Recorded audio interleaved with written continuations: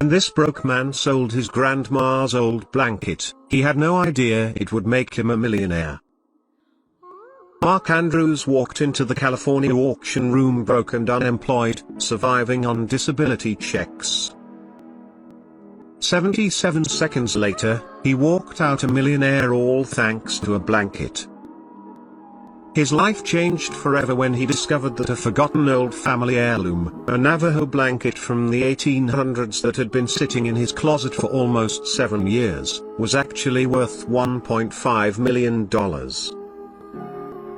He had been scraping by, living in a shack on the edge of California's Leona Valley, and had lost a leg after a near-fatal car accident. He got the blanket as an inheritance because no one in his family realized its value at first. When his grandmother passed away, he went to his home to get the books that he had promised. Everything was already pillaged through by my sister and my mother, he recalls. The last bag in the house held 2 blankets passed down from his great-grandmother, a softer Hudson's Bay blanket and the Navajo blanket his grandmother once laid out on the porch when her cat was having kittens. Andrews's sister grabbed the former, and the latter fell to the floor. I said, "What are you going to do with that?" She said, "I don't want that dirty old thing. I picked it up and put it in my closet and there it sat for 7 years," he said. For Andrews, those 7 years proved to be grueling. Although he had established a successful career as an independent carpenter, a car accident in 2007 ended that. After the crash, he spent the best part of the year in the hospital working on dialysis. Nerve damage and microfractures in his left foot led to severe infection and illness. I kept trying to do the best I could, and finally it got so bad they said, "Now we have to cut your foot off," he recalls. Despite being amputated, he was denied disability multiple times and as a result sent his children to go live with grandparents in Louisiana. I mean, what do you do? I had kids to take care of. No money, you know? Nothing saved up or nothing like that, Andrews says. Disability eventually provided just enough money to move into a friend's shack in Leona Valley near Palmdale, California. Andrews negotiated his rent down to $700, which left him about $200 a month to live on, along with whatever shared income came in from his then-girlfriend Lisa. Other nights he ate ramen and drank vodka to ease the phantom pains in his leg. As dark as things seemed, a glimmer of hope came in 2011 when saw an episode of Antiques Roadshow in which an elderly Tucson, Arizona, man is shocked to learn that his first phase Navajo blanket is actually worth around $500,000. The Native American gallery owner and art collector Don Ellis explains that the textiles were expensive even in their own era. They could cost as much as a high-status person back then made in 4 years. I paused it and I went and got the blanket and I'm sitting there holding it. I'm lining up the lines on the TV with the blanket, seeing if they match, Andrews says. They were almost same. This guy is on TV, the appraiser says $300,000 to $500,000, he recalls, so I'm thinking maybe this one is worth $5 to $10 grand. Andrews showed the same video to his mother, who had just moved in after selling his grandmother's house. She goes, "Yeah right, probably nobody would give you freaking $10 for that thing." The first antique dealer Andrews went to, chased him away. Some have squandered what he found to be a Mexican blanket. The last place he tried was to identify him to John Moran Auctioneers, a local family-owned auctioneer who had made a name for himself by selling Native American art. I looked them up online and they had an ad for bringing in items, like an open appraisal day, he recalls. After a 30-minute drive, Andrews put the blanket in front of Jeff Moran.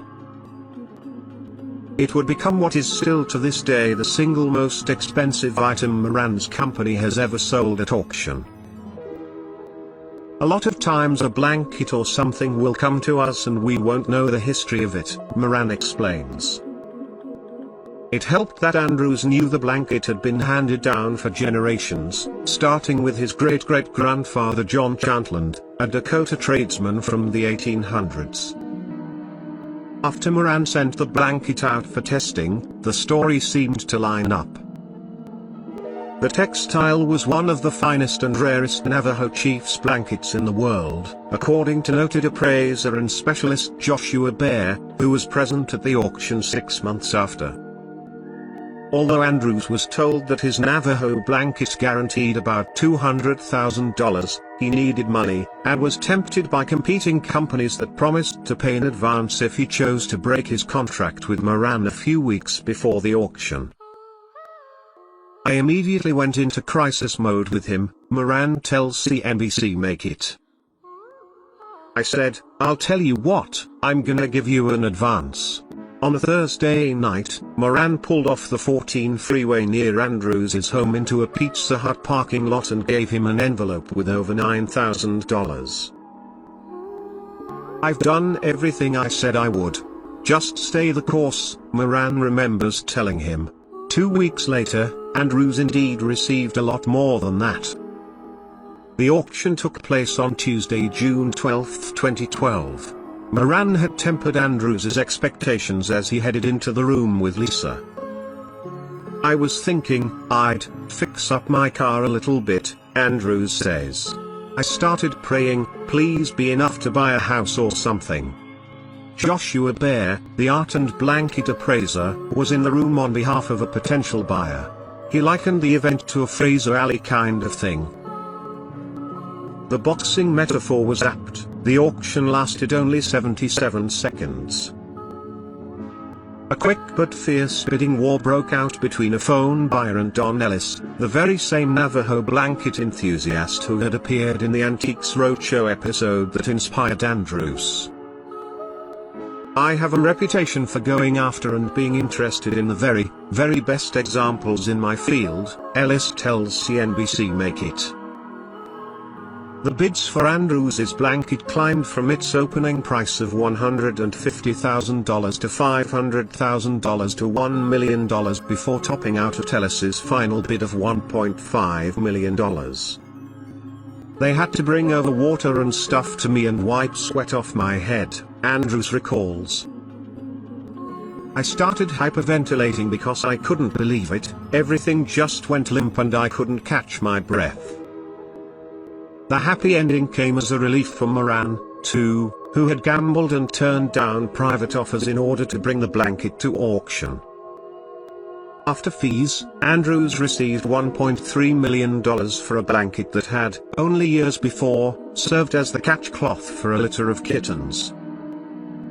Still, in the immediate aftermath of the auction, Andrews says he was a mess. He got calls from distant relatives asking for a cut and suffered from frequent anxiety attacks. His sister threatened to sue him before backing down. It was just hard to grasp, he says.